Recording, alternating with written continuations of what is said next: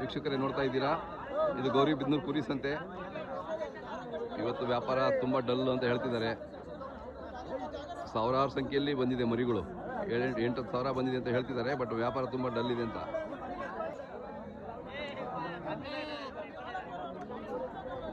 Mall ತುಂಬ ಜಾಸ್ತಿ ಬಂದಿದೆ, ರೇಟ್ ಬಿದ್ದೋಗಿದೆ ಅಂತ ರೈತರ ಒಂದು ಅನಿಸಿಕೆ.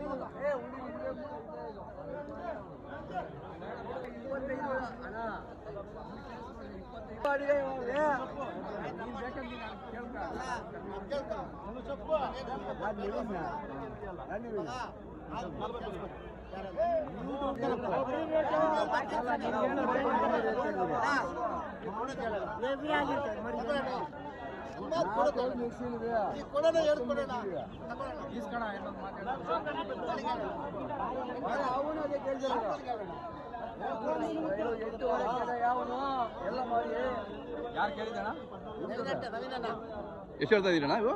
900 ಅವ್ರು ಎಷ್ಟು ಕೇಳ್ತಾರೆ? 8ವರೆ ಕೇಳ್ತಾವ್ರೆ.